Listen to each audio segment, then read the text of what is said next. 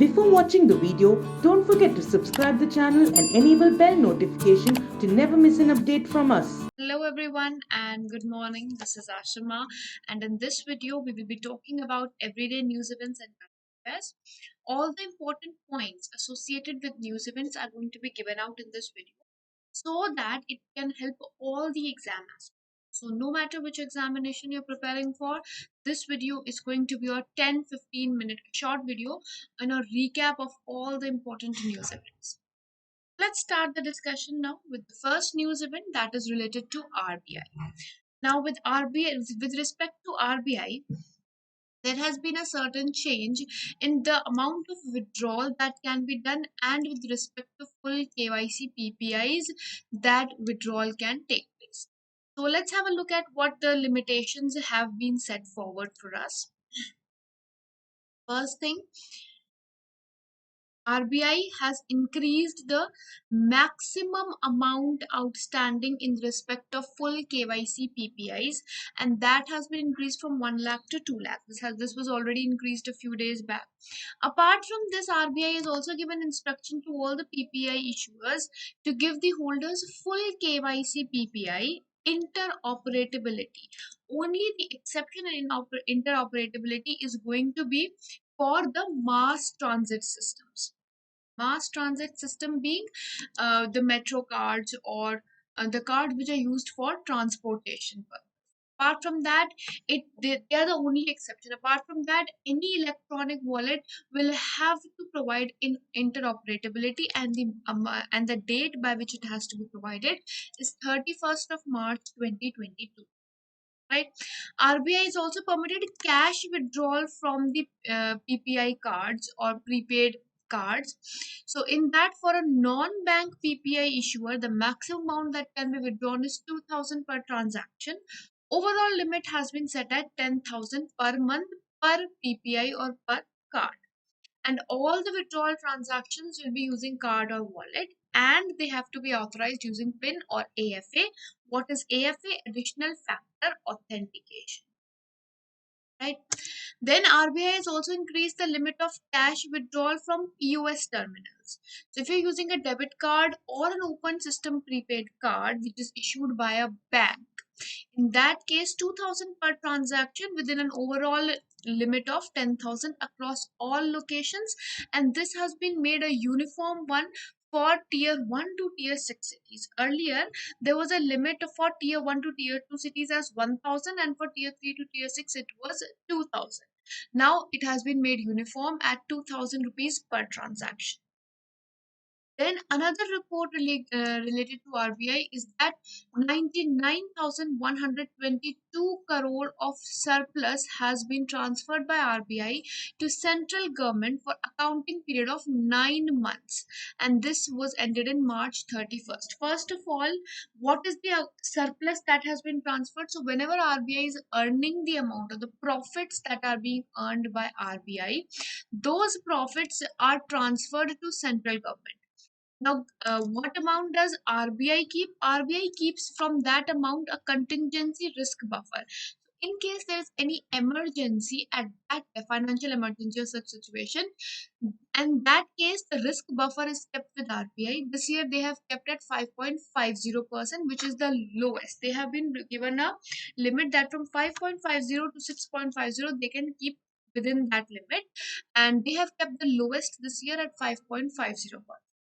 Then why do we have it for 9 months? Because RBI had the accounting period from July to June. So July month, the new accounting period would start for RBI and would end at June. Now this year they have thought of keeping it on the same lines as the central government. So they have moved to the month that we currently go in, that is from April to March. So now the new accounting period of RBI is going to be from April to March, just like we have for banks. But transiting from this to this had happened in the year 2020-2021.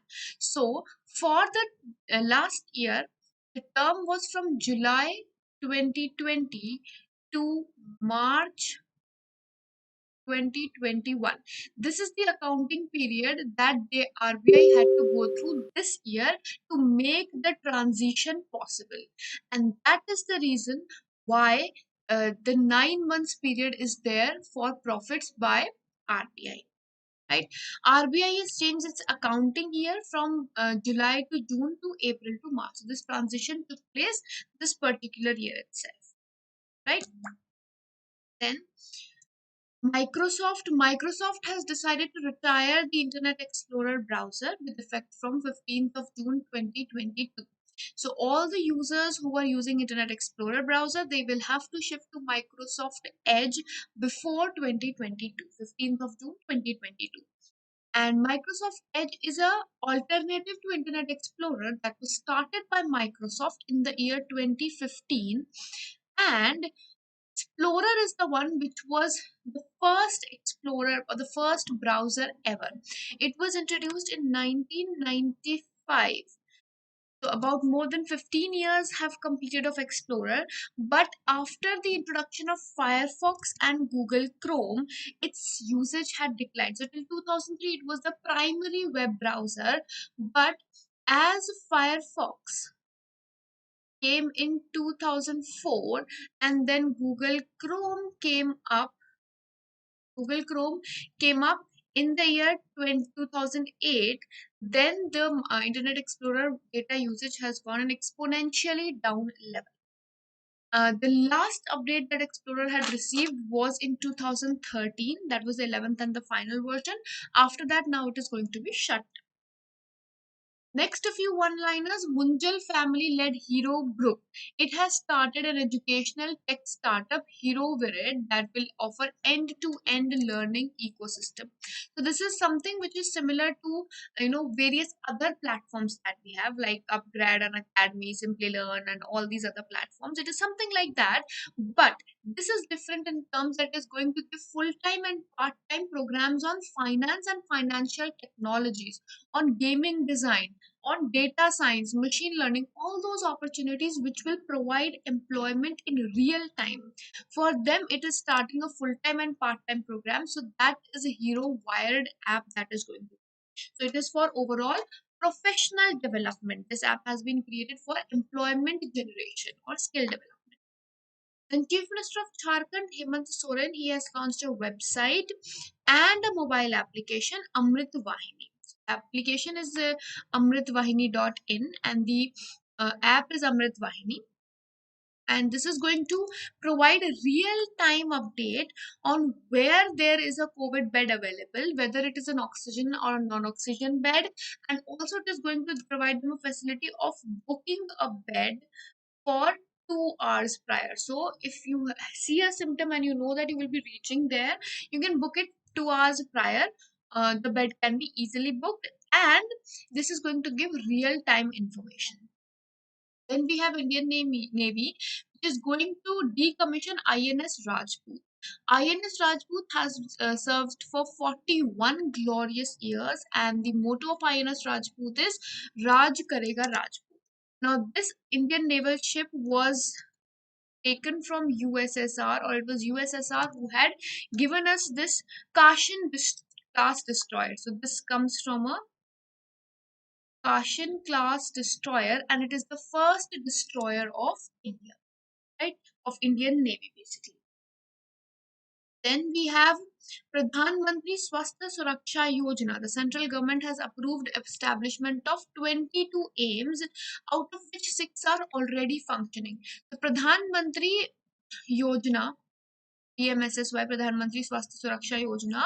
It was launched in the year 2003, and its purpose was that whatever imbalance we have with respect to healthcare services and the medical education of the country, with respect to that, whatever changes need to be brought in, that is bringing more aims like institutes and upgrading the government medical institutes. For both of them, this scheme had been launched, and this nodal agency for the scheme was Ministry of Health and Family Welfare. This is the nodal agency for this scheme. Then we have China and Russia, which have started the largest nuclear power project of their own. They had already agreed to its development or creation in 2018. In 2018, both the countries had agreed that there's going to be a nuclear energy cooperation project, and finally its implementation is taking place. The countries had agreed for building Zudafu nuclear plant, the building of Zudafu nuclear plant unit 3 and unit 4 of it, and Tianwen nuclear plant. Tianwen nuclear plant building this for unit 7 and 8. Both of them are going to happen under this project, and the estimation of this project is $20 billion. That is the estimated cost of the project. Then under Epidemic Diseases Act of 1897, Union government has asked states to declare mucormycosis as an epidemic. Mucormycosis is black fungus. So, declaring black fungus as an epidemic has been stated by the central government to all the states. Many states have already done that, and all those who haven't done that yet, they have to do it now. Ipcovan is a COVID-19 antibody detection kit announced by DRDO, which has been developed by Defense Institute of Physiology and Allied Science (DIPAS) of New Delhi and Vanguard Diagnostic Private Limited. And approval has also been granted by ICMR, so it is going to help in faster detection of COVID virus with a specificity of 99% and a sensitivity of 97% in this test. And it only needs 75 minutes to conduct the test rather than the RT-PCR test that we get done, which takes a longer duration comparatively. And the shelf life is 18 months. So if you purchase a kit, you can keep it for 18 months. It is going to be functional for that. According to implementation progress of the Smart City project, Jharkhand has ranked first among the 36 states in India and Union Territory. The Smart City project was already being implemented by India, and in that the states ranking has been released, in which Jharkhand has topped. And who gave out the ranking? Ministry of Housing and Urban Affairs is the one who has launched this ranking, right? And uh, Delhi, on the other hand, was on 11th rank in this. Then we have Cipla, which has unveiled RT-PCR test kit. So one DRDO has unveiled, one has been unveiled by Cipla with the name Viragen, and it is in partner with UBO Biotech. MG Motor India has introduced a free online medical consultation platform, just like we have telemedicine facility or teleconsultation facility. Something like that, on online platform is going to be provided on the website of MG Motor India.